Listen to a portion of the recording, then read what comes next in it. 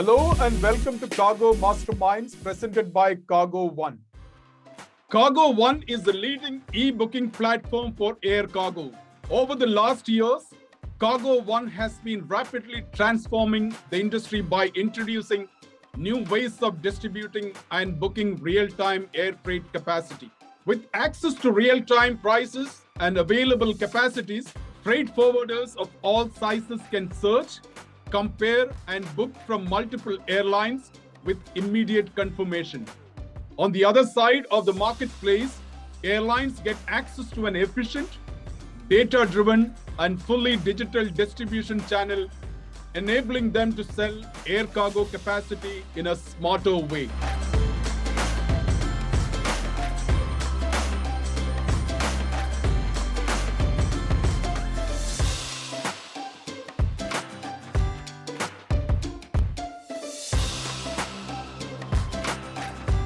If you would like to learn more about the platform, you can visit cargo.one/cargo masterminds. My name is Reggie John, and you are watching Cargo Masterminds presented by cargo.one.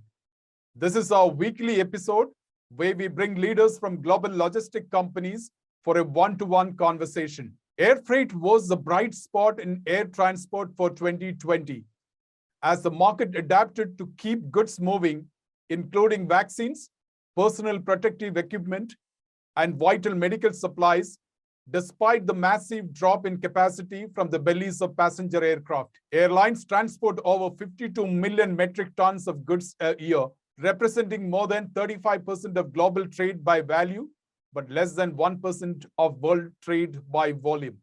The International Air Transport Association, or IATA, a trade association of the world's airlines, founded in 1945, plays a key role in the facilitation of global trade, working closely with its airline members and their cargo divisions. My guest today is Brendan Sullivan, the new global head of cargo at IATA. Brendan's appointment to the top cargo job at IATA came in almost 5 months after Glenn Hughes chose to leave that position in January this year. I'm so happy to have Brendan join us in this episode of Cargo Masterminds. Brendan, welcome to Cargo Masterminds. Such a pleasure to have you join us in this episode. Thank you very much, and a pleasure to see you again. Brendan, let's start with what was the brief to you when you were appointed as the global head of cargo at IATA? My brief was really quite simple and straightforward. We have 3 key priorities for the industry. So that's the safety and security side, in particular lithium batteries, digitalization across the industry, and sustainability. And so my brief was really quite to the point, which is to make sure that they are fit for purpose, that works for the air cargo industry. They're aligned to the industry needs, and then probably most importantly, that we deliver on them. So we have work plans in each of those areas to make sure that we can actually get them into the industry, gain traction, and deliver value for the industry. And so my brief was do that. Very straightforward, very to the point, but very important for the industry. Brendan, did you expect to be pulled up and promoted to this role because you were appointed as an interim head of cargo after Glenn left the job in January this year? I had a pretty unique opportunity actually to come in as the interim head, and prior to that, the operations role and e-commerce really worked with everybody in the cargo team. So I certainly saw that there was an opportunity and a challenge ahead of me, and something I really wanted. I feel very passionate about the industry, and I really wanted to make sure that this was something that I could help the industry from this place, from this position, and so I'm really honored to have been selected. You have close to 20 years air cargo experience working also in an airline, and 14 of those 20 years was with IATA. What are your priorities now as the global head at the world's apex airline industry association? Something that personally, as the head of cargo, that you would want to achieve, as long as you are the head of global cargo at IATA? So I briefly touched on the 3 priorities, which we have, the 3 key priorities. We have a number of other areas which those underpin. I think from my perspective, it's to make sure that we can deliver value for the industry. So in terms of not just having a priority, not just having a work plan, but delivering on them and then measuring how successful those initiatives are. For example, in the safety space on the lithium battery issue, we challenge the governments. We really need to make sure that they address the concern across the supply chain, that they oversee and regulate correctly, and we address the threat from undeclared dangerous goods. From my perspective, we need to make sure that the governments actually do that, right? That it's a strong call to action, and that we make sure, to the extent of our abilities, that they actually go ahead and implement change to those regulations. You took up this position right in the midst of a global pandemic which has affected the aviation industry most. How challenging do you think your role is going to be in the days ahead, even as the COVID pandemic continues to play havoc in the aviation industry? I guess the positive spin on this is that air cargo has been a bright spot for the industry throughout the pandemic. In 2021, we expect that air cargo revenue would represent about 30% of airline revenues, which is 12%, or normally we have about 12% average for airline revenues. So cargo is this real bright spot. For me, one of the challenges that we retain that relevance within the airline industry. We know, especially those of us who've spent quite a lot of time in the industry, where we've sat when it comes to CEO decision-making, board-level decision-making. And this pandemic has thrust cargo right into the spotlight for good reason. It's a vital partner in the fight against COVID-19, moving around vital goods, but also from just connecting communities globally. And so it is challenging, for sure. No doubt that we are not, the airline industry has some tough times ahead, but from an air cargo perspective, it's a great opportunity and a great moment in the air cargo industry to be able to really move some initiatives forwards. From the 14 years in IATA, heading various programs, to the current role as the global head of cargo, how do you look back and put to use the wealth of experience in your current role? I've learned a lot from either running initiatives, little projects, delivering programs, or whatever it was. And for me, there's two key things. One is the need to prioritize. I think that's most evident in the environment we're in today. Sometimes there's this desire to do everything and to take on every piece of work. But I think now more than ever, we in the industry need focus, and we need to deliver with priority. And the second is collaboration. For me, the best solutions come from where parties come together and they design them. So really striking that balance between the need for small, agile, quick decision making, but big global partnerships in order to actually get things to roll out globally and scale up quickly. Brendan, it's a fact that IATA was without a formal head of cargo, global head of cargo, for almost 5 months. And there is a certain amount of unfavorable public perception about why there was no such leadership position, such strong leadership position not being filled. What would be some of your actions in terms of to deal with such public perception, and how do you intend to respond to some of those? I mean, from our perspective, right from the very beginning, Nick Kareen, our senior vice president, stepped up. He supported the work of the cargo team. And I think if we just look back at what progress was made during this period, the first parts of the pandemic, as well as when we didn't have a named global head of cargo, that's a real testament to the strength and depth of the cargo team and the industry that is around that. If you look at the vaccine preparedness and transportation guidance, how many stakeholders came together to develop that. Transport of cargo on passenger aircraft, crew license and exemptions, the training, changes to the training regulations, guidance on the dangerous goods side for COVID related medical equipment. All of this is a testament to the kind of work that's really done. And in terms of response, my response is really, we're going to look back at what it is that we're delivering. And as long as we continue to deliver things with value, then I think anything that is maybe a little bit negative will go to the wayside. And from my view, I'm really open, and I like to hear from people. So if there's something that we need to look at, we need to focus on, have a conversation. Let's talk about that. Make sure it fits the priorities, and let's deliver. Brendan, you are also the voice of the industry. You got to be a lobbyist. You got to be a facilitator. You got to deal with become representative of an airline cargo industry in key industry organization, IATA, TIACA, and other regulators. What kind of preparation are you doing to become a voice of the industry? That's really something I've been doing for quite some time. My first role with IATA was actually on the dangerous goods regulations, together with one of my colleagues.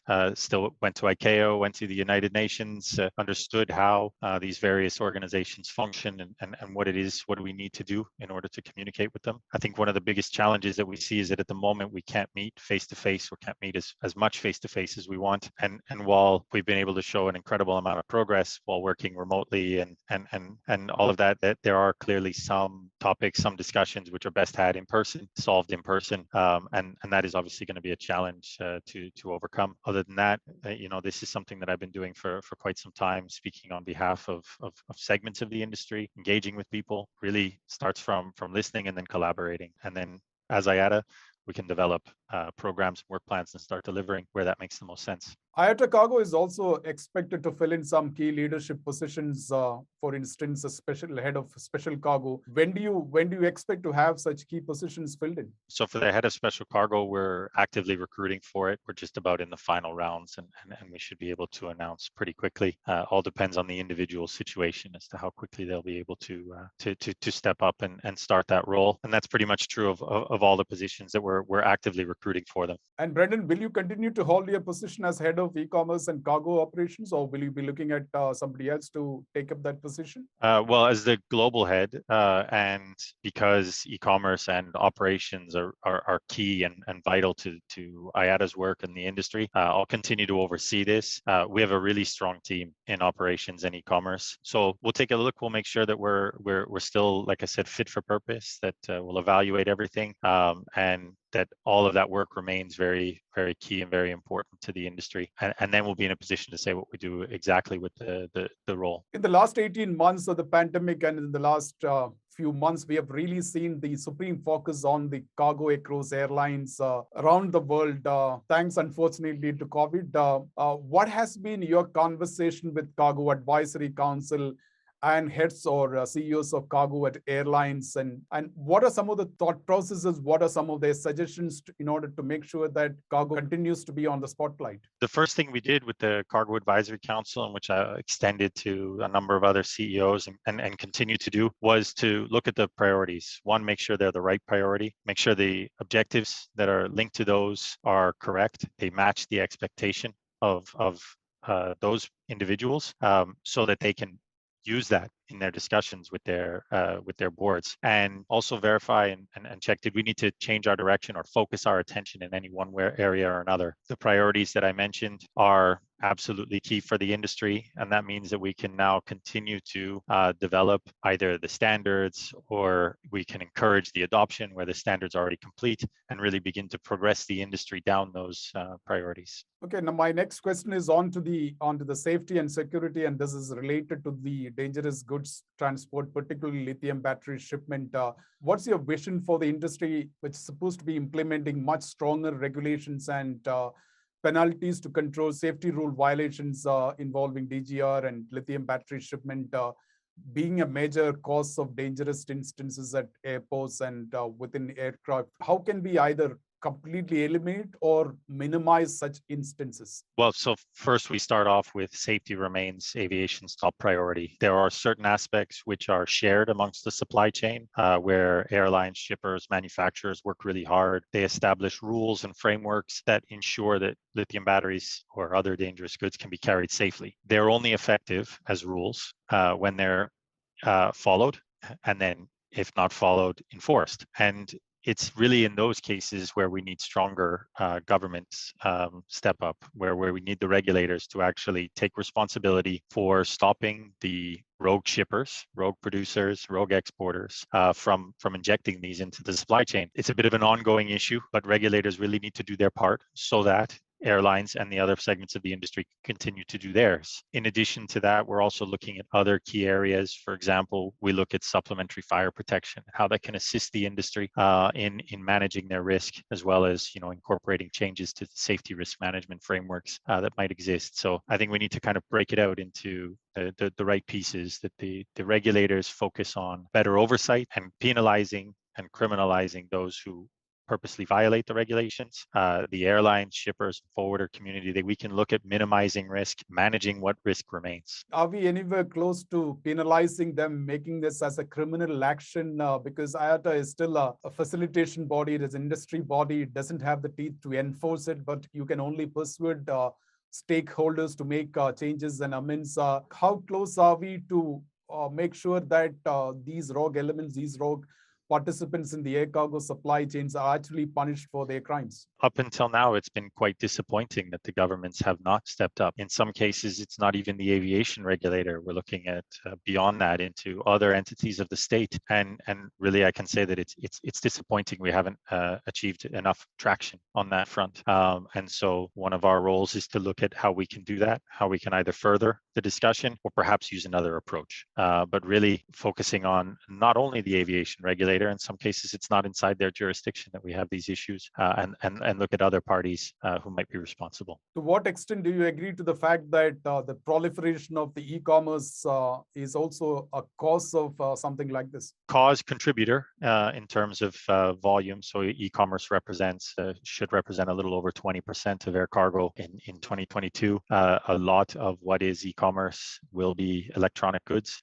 It allows for significantly more connectivity, more potential shippers, and so for that, we need to make sure that the e-commerce marketplaces, e-commerce retailers understand what the aviation regulations actually are. And we have a code of conduct that we're developing together with a number of them. And we want to make sure that it's something that is robust, that people can actually implement so that they can actually educate their shippers, which is sometimes not the case. But certainly e-commerce has the potential to be a contributor. It definitely adds complexity to the situation when it comes to managing risk. Okay, on to your next top priority, which is sustainability goals of IATA, or to be completely carbon neutral, in line with the climate change and the climate goals of sustainability goals of United Nations and the world. How do you think, and what are your plans for to make IATA achieve its sustainability goals? Any concrete steps that you are looking at? Well, as you mentioned, so sustainability is a key priority for the industry as a whole. That's aviation beyond just air cargo. We look at energy transition to sustainable aviation fuels. That's still taking longer than we would like, but in other cases, more operationally, we look at electrification of ramp vehicles. And from our perspective, we're committed to putting sustainability at the core of everything we do, looking at all of our standards and what contribution they make to global sustainability. In terms of concrete steps, sustainability is not the kind of goal that you do alone. Sustainability is and collaboration on it is critical, in particular for air cargo. When we look at things which are perhaps outside that straight aviation emissions question. And so for that, we're looking to strengthen our partnerships. We have a number of MOUs with certain parties. We may explore some other ones so that we can actually begin to deliver on some of these areas that extend out into the supply chain, where it's not just an airline, but you're looking at an airline and their partners, an airline and their customers. Examples being things like plastics and waste in processes, as well as digital transformation and the efficiencies that those bring, which in turn translate to overall sustainability. Okay, on to your third priority, which is the digitalization, and which has become so central to global trade and commerce. And the pandemic has only accelerated the pace of digitalization all around, also in the air cargo industry, which has been extremely slow in adopting digital transformation. IATA One Record is a great example of how IATA wants to change the rules of the game. How do you intend to pursue this goal? So for me, one of the first things is that we need to reinforce the mindset change. And some of this occurred during the pandemic, right, where we simply refused to touch paper. And some of this is something that's been happening for quite some time. But the industry needs to be agile. It needs to be cooperative and connected globally. We've been driving a digitization effort for many years, around air cargo. We've had e-airway bill. We should reach 100% by the end of 2022 for e-airway bill. But building on e-airway bill is where we have one record. It's that mindset change that essentially you need to have fully digital, not just operational practices, but really connect all of these elements together, really digitize the entire process from an organizational perspective. So I think the industry needs to embrace the mindset change that's in front of us, and not roll back to things which may have been comfortable in the past, using paper in one part of the process just because it's easy, where right now we have a great opportunity where we've removed much of it. We've digitized many of our practices. We've removed certain aspects of the way people support the operation, and for me, we need to capitalize on that and move it forwards and push it the rest of the way through the organizations and the industry. Brendan, now, when you look at the numbers coming from cargo volumes handled by different airlines, of course, it's a bright spot. Everyone knows about it. As a person working in air cargo industry for the last 20 years, when you see these numbers, all of a sudden we see ourselves as part of cargo really getting the limelight or the spotlight. How do you look at those numbers, and what kind of thoughts do you have, and do you expect that the cargo is going to play a significant role in airlines revenue even when the passenger aviation gets back to its pre-COVID levels? I really do. I mean, I look at the numbers, I look at what's happening in the global supply chain in general. I also look at what's happening in the e-commerce space more specifically, and these are all really positive trends for air cargo. Use an example, we see a number of different airlines who are moving down the path of freighters, right, to increase capacity. Adding freighters to your network is not a 6-month or 1 year approach. This is something you take a long-term view on, and the numbers that we see, the trends that we see in supply chain generally are ones that indicate that air cargo is sort of very resilient and adaptable when it comes to what happened here, which was an extreme shock to the overall economic situation. Brendan, if I were to ask you what will be the biggest, or what could be, or what is the biggest pain point that you're dealing with as a global head of cargo to really get the industry on your side with the vision that you have set, or with the vision that IATA has set, what is the biggest pain or biggest headache that you would have to deal with? We remain as an industry, we remain fragmented, and I think one of the biggest challenges is going to be make sure that we collaborate on the right things. I understand that we remain a fragmented industry, and we'll try and fix aspects of that jointly. And there are others where we might agree, we'll just leave that topic alone. It's perhaps not going to contribute to our key priorities. We can circle back to those. That's not an easy thing to do. Like I said, sometimes there's this goal that we should take on everything, do everything that we that gets thrown at us. But if we can focus our agendas and focus on those key priorities, I think we will get collaboration, and really up to us as an industry to do so, and start tearing down a few of those silos that still remain. Okay, and the last question is, what is the decision on the IATA WCS scheduled for October in Istanbul? Will it take place as per the plan? Do you plan to have a hybrid version of the event? I'd love to have a crystal ball and tell you exactly what's going to happen. What we're planning for is a face-to-face event with virtual elements added to it. So we call that hybrid in our world. When I look at the travel restrictions, we look at the vaccine rollout progress, things are quite optimistic. There's clearly a lot of desire in the industry to meet face-to-face. So I'm quite confident that we're in a position to move forwards. We continue to monitor the situation, and we are building a virtual component. And I think the virtual elements are here to stay. They're great. They add reach to messages. They help people connect in ways they never would have before. They don't replace face-to-face interactions. So I think we need to get back to that as soon as it's safe to do so, and reasonable to do so. So that's the progress that we're making. Take a look at the agendas. Take a look at the content. It's lots of people want to talk and meet and discuss on these areas in particular. And so without a crystal ball, optimistic that we're able to hold one. But for me, it's first, can we do it safely? And then, is it reasonable? Will people be able to attend and get all of this networking and content? Brendan, it was such a pleasure talking to you, and thanks for your time. Thank you very much. Thanks for the opportunity. I look forward to speaking to you, maybe face-to-face the next time. That was Brendan Sullivan, Global Head of Cargo at IATA. I hope you enjoyed watching this interview. If you like what we do, please do share it among your social and professional networks. Also, if you're not a subscriber of our YouTube channel, please do subscribe now and click the bell icon so that you do not miss any of our new videos. Join me next Monday as I bring a new guest for a one-to-one conversation here in Cargo Masterminds, presented by cargo.one. Until next Monday, take good care of yourself and be safe. Thank you.